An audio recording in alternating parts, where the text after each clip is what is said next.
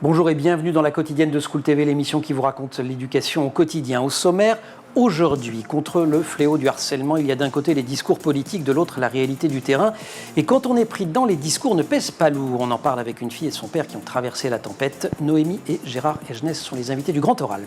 L'Anti-Sèche de Guillaume Buand. L'Anti-Sèche, vous le savez, c'est la façon dont l'actualité résonne dans les programmes. L'actu, c'est évidemment Noël. La semaine prochaine, Guillaume, à cette occasion, vous propose quelques idées de sortie mêlant éducation et culture. Et puis rendez-vous en fin d'émission, comme chaque semaine, avec Sandra Ferreira, sur le plateau repas de notre diététicienne et nutritionniste, un apéritif de Noël gourmand, mais aussi bon pour la santé.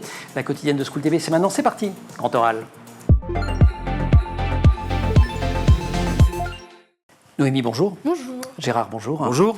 Vous signez avec Marie-Frédérique, qui est la mère de Noémie et l'épouse de Gérard, un récit à la fois précieux sur le fléau du harcèlement, mais pas seulement précieux. Il vient de sortir aux éditions Robert Laffont, son titre « Noémie est en vie ». Précieux pour 3 raisons au moins. D'abord par sa forme, qui est celle d'un récit choral très incarné, qui nous place successivement dans vos pas et dans vos têtes. Ensuite, par son caractère documentaire, on apprend plein de choses, mais surtout on voit se mettre en place un mécanisme qui détruit absolument tout, notamment les amitiés et la confiance dans les institutions. Et puis c'est en filigrane un livre sur l'éducation nationale et ses contradictions. Elles sont nombreuses sur le sujet du harcèlement, mais ça donne des clés pour comprendre le système en général. Avant de commencer, je voulais juste savoir, Noémie, ça va ? Beaucoup mieux qu'avant. Forcément, ça a été compliqué, mais depuis que je suis passée quand même à autre chose par rapport à cette histoire et que le livre est sorti, ça va beaucoup mieux. Eh ben on s'en réjouit. On souffle. On souffle. Voilà. Gérard, même question. Oui, forcément. On a vécu une période plus qu'angoissante, on peut dire dramatique, mais le mot peut sembler un peu fort, mais c'est un peu ça. Quand des parents ont l'impression qu'ils vont perdre leur fille, dans l'heure qui suit peut-être, ou le lendemain, ou le surlendemain, parce qu'on a l'impression que la vie est en train de s'échapper d'elle. C'est pour ça que le livre s'appelle « Noémie est en vie », parce qu'à un moment, pour nous, on a considéré que c'était une sorte de miracle, qu'on sorte de cette affaire tous ensemble. Je n'avais pas prévu de vous le demander maintenant, mais je vais le faire après tout, parce que vous en parlez de cette peur de votre côté du suicide, et vous, Noémie, vous dites « ça m'a traversé l'esprit, mais en fait, j'en étais pas là. Je faisais une dépression grave, je me nourrissais plus, je restais dans ma chambre, mais en fait, ça, non. » C'est ça. Après, ce qui est compliqué souvent chez les jeunes, c'est que malheureusement, pour ceux qui ont réussi à passer à l'acte, souvent, c'est pas seulement pour se suicider, mais pour stopper tous leurs problèmes. Et malheureusement, souvent, on en vient au fait que c'est la seule solution qu'on a pour ne plus y être confronté. Pour que ça s'arrête. C'est ça. Donc, forcément non, mais malheureusement, j'y ai pensé. Mais je pense avoir eu assez vite du recul sur cette histoire pour ne pas penser spécialement à essayer. Elle avait finalement une maturité et un recul par rapport aux événements que vous ne soupçonniez pas. Non, on ne le soupçonnait pas. On l'a découvert après, notamment, c'est raconté dans le livre, je n'ai pas tout raconté. Mais bien sûr, mais ça c'est ce qu'on sait après. Quand on est dedans, pendant, on n'est pas après. Et les angoisses, les frayeurs, on les vit au quotidien. Ce livre, il raconte un calvaire qui dure plusieurs années, en gros vos années collège, Noémie. Il y a un moment charnière quand même, c'est fin novembre 2023. Pour moi, écrivez-vous, ça a été le début de l'enfer. Qu'est-ce qui se passe à ce moment-là ? Alors, donc fin novembre, début de mes problèmes d'année de 3e. Donc, il faut savoir que, pour remettre un petit peu dans le contexte, depuis le début du collège, j'étais pas forcément à ma place dans ce collège. Et pas forcément à cause des élèves, mais moi de base, je m'y sentais pas à ma place. Forcément, quand on se sent pas à sa place, on est à un âge où les gens le remarquent, donc on se fait embêter. Donc ça commence dès la 6e. Et 3e, ça reprend très très fort avec malheureusement les réseaux qui rentrent en jeu. Forcément, on est dans une génération et à un âge où les réseaux, c'est énormément dans nos vies. Donc, et là, une rumeur. C'est ça, exactement, qui part d'une personne de base totalement inconnue, mais qui est ami commun de quelqu'un de mon collège. Et tout a basculé d'un jour à l'autre. Et c'est une rumeur qui montre des actes sexuels et exactement, qui dit c'est Noémie. C'est ça. Alors, voilà. Au début, on part sur seulement une vidéo d'une femme nue. Et après, il y en a eu d'autres qui s'enchaînent. Et à ce moment-là, vous le racontez avec beaucoup d'humilité, avec beaucoup d'honnêteté, Gérard, vous êtes loin de ce qu'elle vit, parce que vous êtes confronté à des pépins de santé assez lourds, vous avez la tête ailleurs, et par ailleurs, vous le racontez aussi, et je veux bien qu'on en parle un petit peu, votre relation à tous les deux, c'est pour ça que c'est émouvant pour moi, après avoir lu le livre, de vous avoir sur le plateau. Bon, elle n'est pas au beau fixe. Non, mais elle n'a jamais été au beau fixe. On a toujours une relation compliquée, on peut le dire, qui était pas totalement incompréhensible. J'en parle dans le livre, il y a une différence d'âge qui est très importante. Je peux le dire, j'ai 73 ans. Et Noémie a 15 ans. Vous voyez que 58. Nous ne venons pas du même monde. C'est ça, hein, 58 quand elle est née. Voilà, j'avais 58 ans quand elle est née. Et alors bien sûr, ça a été un don du ciel, vous voulez, un cadeau inestimable, mais aussi un paquet de problèmes en devenir. Que vous ne soupçonniez pas. Oui, je les soupçonnais. J'espérais que ça ne me tomberait pas dessus. Mais franchement, voilà, pour résumer, Noémie a un frère aîné qui a 2 ans de plus qu'elle. C'est difficile pour des enfants quand ils sont avec leur père dans un magasin et que la commerçante, parce qu'il chahute un peu, leur dit « soyez gentils avec votre papy ». Ouais, vous dites, je vous cite, mon grand âge n'est pas neutre dans cette histoire. C'est vrai ? C'est vrai. Alors, forcément, moi, j'ai toujours été habituée. Donc, pour moi, c'est normal d'avoir mon père à cet âge-là, même si, bien évidemment, je l'ai très vite remarqué qu'il était plus âgé. C'est compliqué, surtout en primaire. On est assez innocent, donc forcément, les petites remarques, « Oh, il y a ton papy qui vient te chercher, etc. » Ça paraît rien, mais quand on est jeune... Ça vous travaille. C'est ça. Et quand on est un peu sensible, forcément, on se dit « Mais pourquoi il a cet âge-là » Et donc vous lui en voulez un peu d'une certaine façon. Exactement. Alors qu'il est pour rien quand même. Absolument pas. Et forcément, après, plus j'ai grandi, plus je me suis dit, mais personne n'y peut rien, c'est comme ça et ça ne changera pas. Dans le périple que vous allez rencontrer, alors on va effectivement essayer de ne pas raconter tout le livre, il faut le lire, c'est un très beau livre, mais il faut quand même dévoiler 2-3 trucs. Dans le périple que vous faites à partir du moment où ce harcèlement, alors j'allais pas dire commence, mais ça croît, puisqu'en fait il a commencé en 6e, et là ça devient complètement dingue. Exactement. Vous croisez tous les deux un certain nombre de personnes assez indifférentes, notamment dans l'administration. Alors il y a un prof qui sauve tout, que vous appelez Monsieur Renoir, je ne sais pas si c'est son vrai nom. Non, c'est pas son vrai nom. Il a sauvé l'honneur de l'administration. Tous les autres, c'est le désert. Il a sauvé l'honneur de l'éducation nationale. On peut ajouter la CPE, la conseillère principale d'éducation, mais qui est une femme fragile et puis qui a été en arrêt maladie assez vite, notamment à cause de l'histoire de Noémie. Bien sûr, alors ce professeur est le responsable de la cellule phare, qui est la cellule anti-harcèlement. PHARE du collège.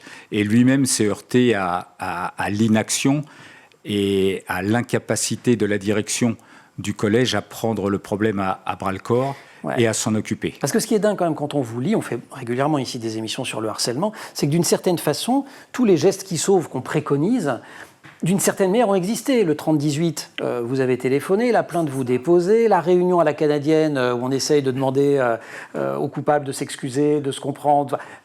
Toute la panoplie en fait se déploie, sauf qu'elle se déploie de manière... c'est vide.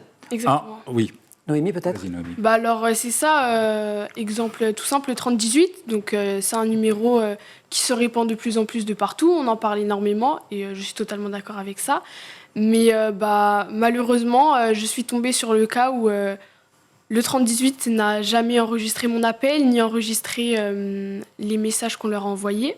Parce qu'on peut retrouver un questionnaire sur Internet à leur envoyer. Et que ça soit l'appel ou le questionnaire, ils n'ont jamais retrouvé de traces. Donc moi, je pense que c'est une des choses qui m'a le plus marquée, parce que forcément, j'étais au collège durant cet appel et j'ai parlé avec quelqu'un.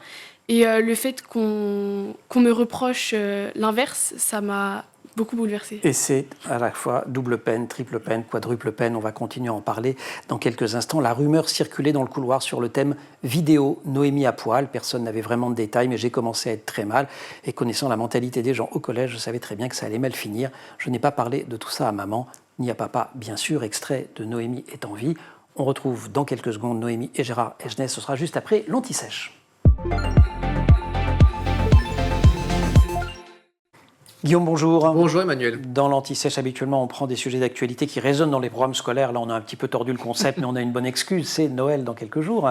Et on va s'éduquer et se cultiver avec ces sorties qui mêle les deux possibilités. Tout à fait. On reste quand même dans le thème, malgré Absolument. tout. C'est Noël. On commence au musée Rodin ? Musée Rodin, qui pour l'occasion s'est habillé pour l'hiver et qui a sorti son plus beau sapin, que vous allez voir juste derrière moi. Un rendez-vous en famille que je vous propose avec une programmation qui est assez riche, et notamment l'exposition Corps invisible, un mélange de sculpture et là de littérature, puisque est à l'honneur un certain Balzac pour l'étude de robes de chambre pour Balzac d'Auguste Rodin, qui avait été conçu à partir d'une sélection de sculptures issues des collections du musée, des pièces de mode là aussi du 19e siècle du Palais Galliera et des archives inédite de la bibliothèque de l'Institut de France, une exposition qui déplie à partir de cette singulière robe de chambre une enquête sur la recherche d'un corps de Balzac pour Rodin. Cette visite est mêlée à un atelier en famille là aussi, habiller la sculpture, quel vêtement pour Balzac, on met un petit peu la main à la pâte avec une plasticienne qui va vous aider, vous aussi tout simplement, à bien créer votre robe de chambre pour ce monument qui est Balzac. Il y a la prochaine session, ce sera notamment le jeudi 26 décembre et jusqu'au 2 janvier prochain également, avec l'entrée pour le musée puis l'activité, une 30aine d'euros notamment, et puis sinon tarif seul c'est 21 €. Et puis on a aussi les expositions permanentes. C'est ça, voilà, on peut en profiter quand même. Vous pouvez en profiter. Bon. Toutes des chefs-d'œuvre, c'est le nom de cette exposition, avec là aussi plusieurs sculptures à découvrir. La prochaine ce sera dimanche, et sinon ce sera le dimanche 29 entre 15h et 16h, avec en plus des visites qui sont guidées, donc profitez-en. Autre idée de sortie, et c'est un peu une piqûre de rappel, on en avait parlé, on remonte le temps, c'est ce que nous propose de faire l'Atelier des Lumières à l'époque des pharaons de Khéops à Ramsès II. Moi j'adore. C'est pour ça que j'en parle, tout simplement. J'adore effectivement cette époque. Si vous aussi vous aimez cela, je propose de voyager ensemble avec les pyramides et de regarder cela.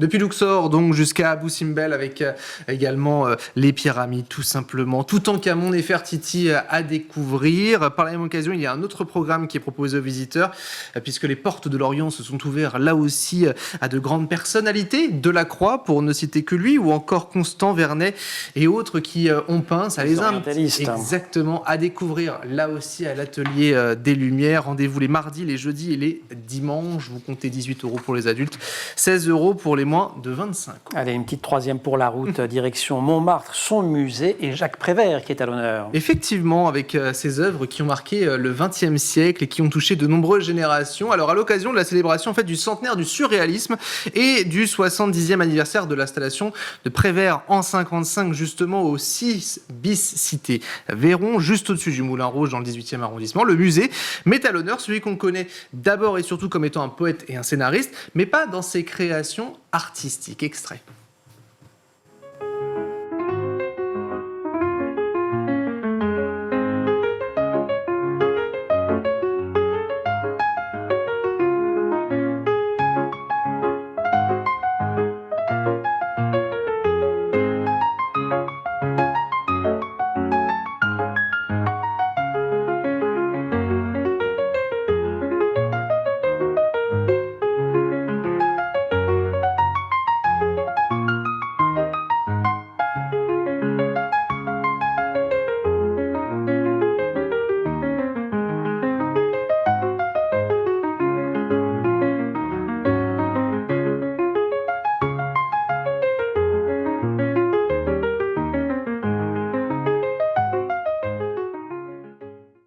Vous m'apprenez des choses, Guillaume, parce que j'ai le souvenir d'une bonne note en récitation pour Le désespoir est assis sur un banc. Ça devait être en 4e, je m'en souviens encore. Belle mémoire. Mais ouais, et bravo. puis il y a évidemment le Prévert parolier.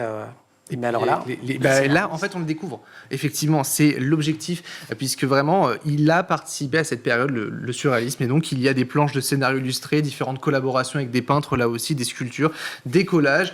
Bref, vraiment à découvrir. Vous avez aussi, j'en profite, tous les châteaux qui sont près de chez vous. Vous avez toutes les listes à découvrir, et puis on vous souhaite bien sûr de belles fêtes de fin d'année. Oui, on en profite, hein. C'est pas que pour se cultiver, on y va Non, pour le plaisir. Et bien puis sûr. tout n'a pas de fonction forcément éducative, il y a le plaisir. Merci beaucoup, cher Guillaume. Grand oral avec Gérard et Noémie Egenès. Noémie est en vie, c'est chez Robert Laffont, Grand oral.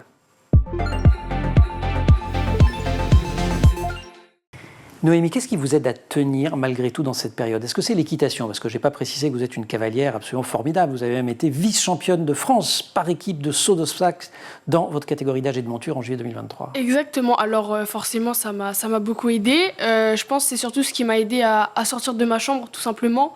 Le fait d'y aller, de sortir. C'était mon seul endroit où je pouvais avoir des relations avec des gens, être en contact avec des personnes que j'admire énormément en plus. Donc forcément, ça m'a aidé. Après, l'écriture du livre aussi, forcément, ça aide forcément parce qu'on a ce côté où on doit tout raconter en détail. Donc ça peut être compliqué, mais ça délivre énormément. Mais alors ça, justement, Gérard, c'est vous qui avez l'idée du livre. Vous êtes journaliste, Oui. du moins vous l'avez été. Vous Oui, avez oui, été oui. rédacteur en chef d'un journal que j'ai biberonné pendant des années, qui était L'Équipe, mais pas seulement. Comment vous vient Eh bien, j'allais dire cette planche de survie finalement? oui, de salut. absolument. Ouais. Et je me suis dit que un livre, si Noémie et Marie-Frédérique, sa maman, étaient d'accord pour l'écrire, je ne voulais pas l'écrire tout seul. Je voulais que chacun parle à la première personne, raconte sa vision de l'histoire. Un livre, c'était le moyen de rallumer la lumière, peut-être pour Noémie, qui était totalement éteinte à cette époque-là. Et donc je lui en ai parlé, je lui ai proposé plusieurs fois, je lui ai dit que ce serait difficile, parce que c'est à moi qu'elle devait se confier. Donc forcément, par rapport à ce que j'ai dit tout à l'heure, ça allait être difficile. Bah alors, Quand il vous le propose la première fois, entre nous maintenant, personne ne regarde, vous vous dites quoi? Vous dites il est fou là ou... Non, alors je m'y attendais pas spécialement, mais j'ai eu cette confiance du fait qu'il est écrivain, donc il ne sort pas cette idée de nulle part non plus.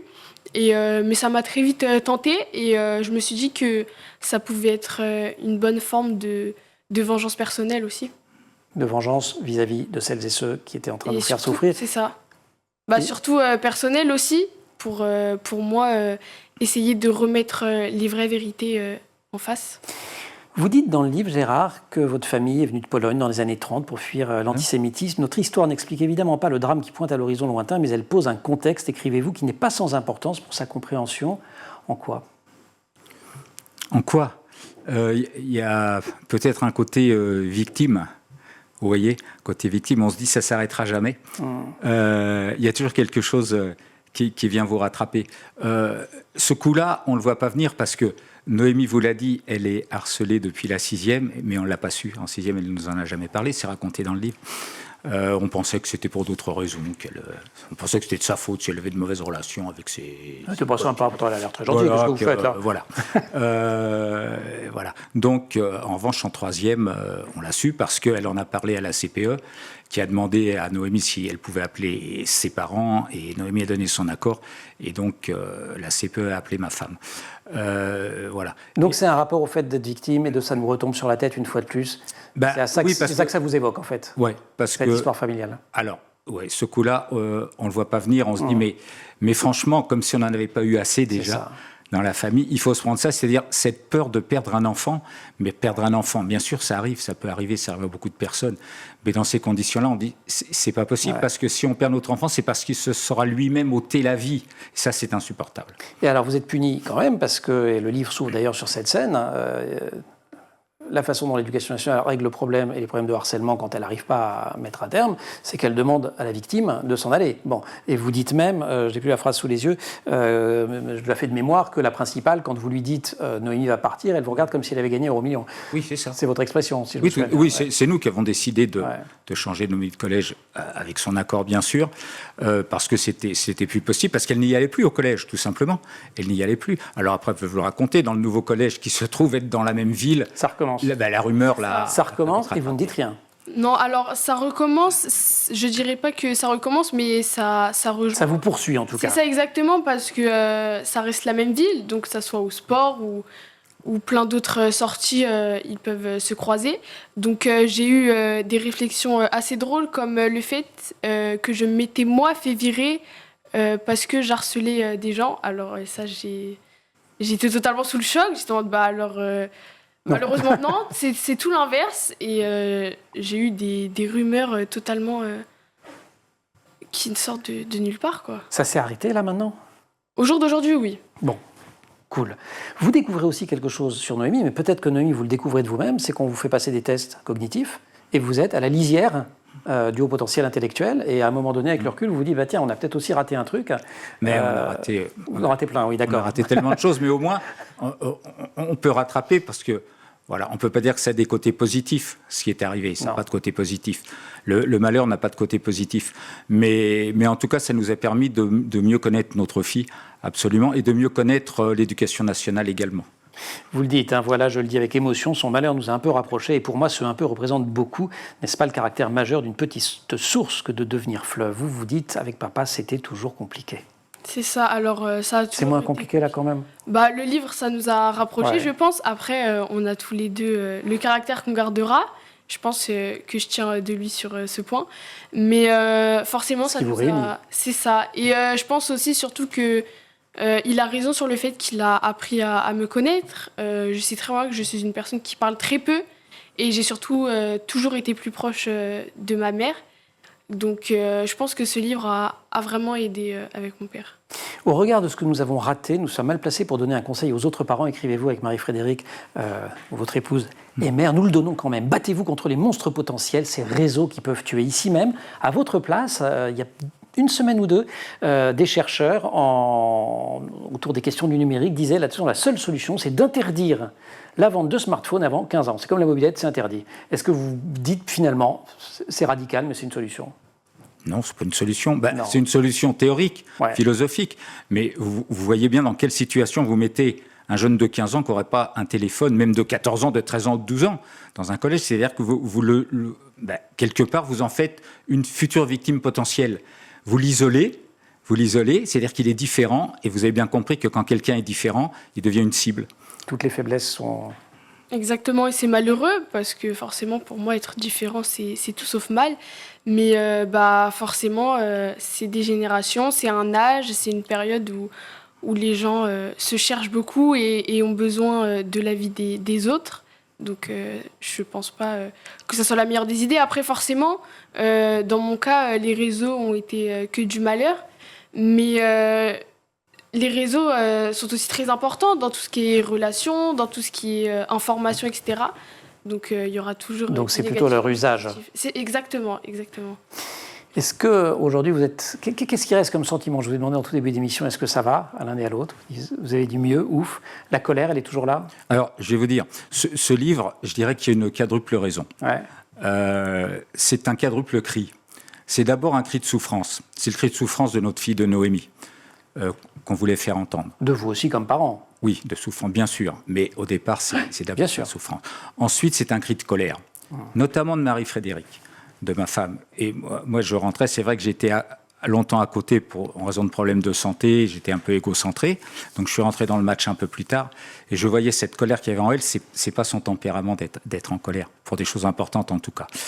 Le troisième cri, c'est un cri d'amour, bien sûr. C'est un cri d'amour pour notre fille. Et le quatrième cri, c'est un cri d'alarme. C'est un cri d'alerte, de dire attention, attention, attention, ça peut arriver à tout le monde. On ne connaît pas les solutions pour empêcher ça, mais en tout cas, l'important, surveillez votre enfant quand il est plus tout à fait comment. Il peut se passer quelque chose, il faut en parler, il faut qu'il en parle, il faut qu'il en parle, il faut qu'il en parle absolument. En tout cas, on se rend quand même compte que toutes les affiches et tout, il y a une vraie volonté, et ça vous en rendez direct, vous citez le ministre. Bien sûr. Il y a des interviews aussi, hein, c'est en partie un livre de journaliste, donc parfois vous allez voir une pédopsie, etc. Non, je tiens à le dire parce qu'il y a un caractère documentaire important dans le bouquin. Donc vous dites pas l'éducation ne fait rien, mais en tout cas, visiblement, la mayonnaise ne prend pas. D'un mot, souffrance, colère, amour, alarme? Ah bah je suis totalement d'accord. Avec les quatre? C'est ça, exactement. Noémie, merci. Gérard, merci. Merci. Vous restez avec nous? On va à la cantoche. Oh bah. Nickel. Alors ça. Nickel. On reste là. Hein. Allez, Évidemment. c'est l'heure de l'apéro, plateau repas.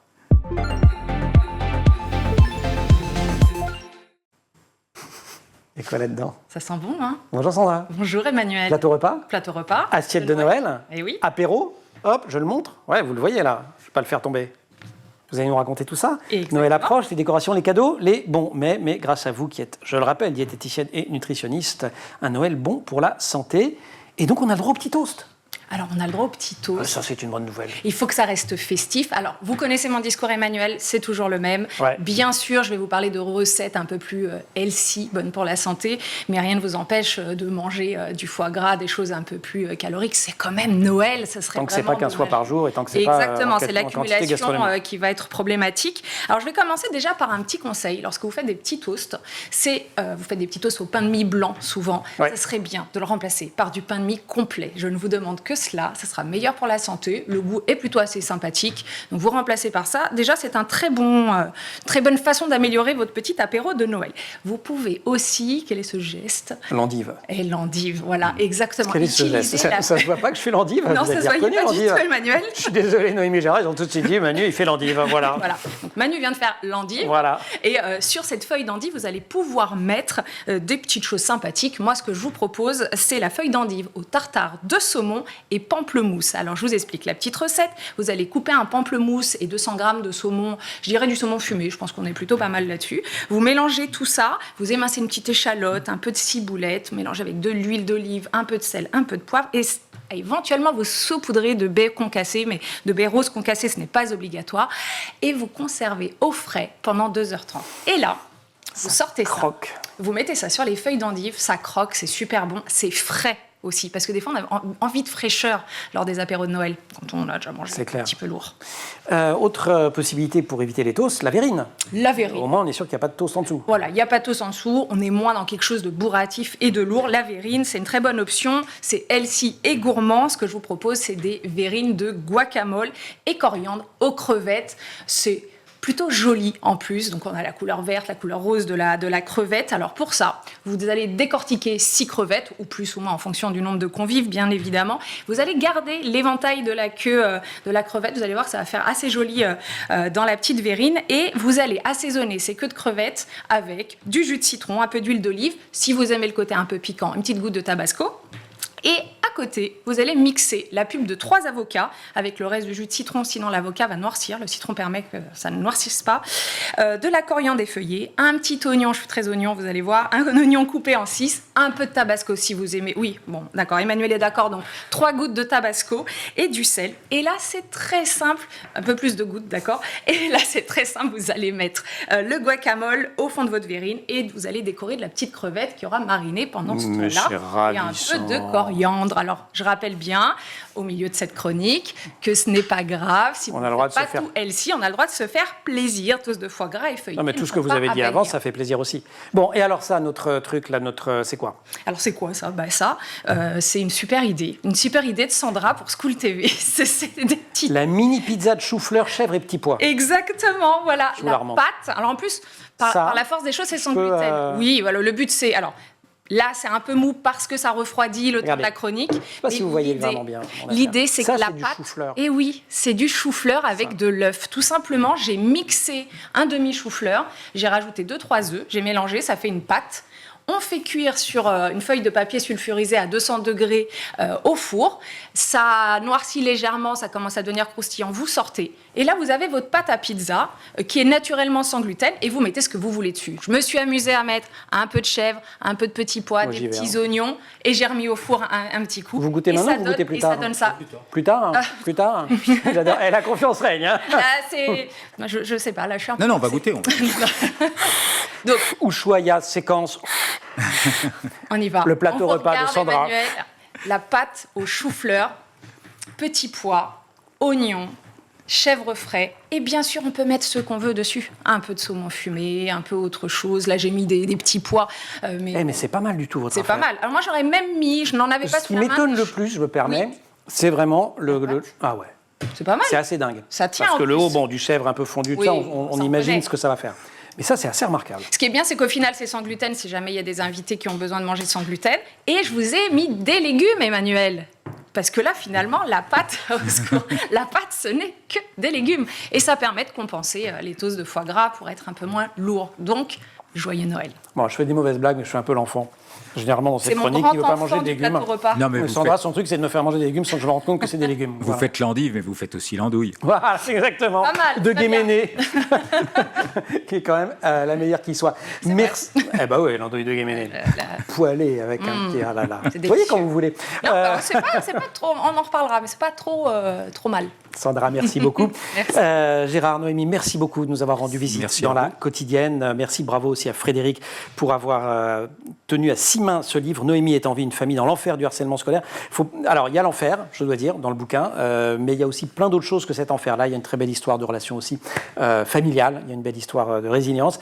On espère surtout que tout ça, c'est pour vous derrière. On espère aussi, et ça peut le faire, que ça aidera à la fois les victimes, mais aussi celles et ceux qui sont autour, hein, parce que je pense que c'est un bouquin important pour les enseignants, les chefs de télévision. Je pense qu'il y a des gens qui ont essayé de faire preuve d'un petit peu de bonne volonté, pas toutes et tous, mais 2 ou 3 qui auraient peut-être pu s'y prendre autrement s'ils avaient lu le bouquin avant. Merci aussi à toute l'équipe de l'émission, Laure Audemont au maquillage, Marine Plantec et Dylan Coller à la préparation de l'émission, qui sont en régie aujourd'hui, avec Thibaut Goury-Lafont au son et Romain Luc à la réalisation. Je termine de manger ma pizza. Vous restez sur School TV, vous nous retrouvez nous en permanence sur Internet et sur les réseaux sociaux. Et bon apéro de Noël.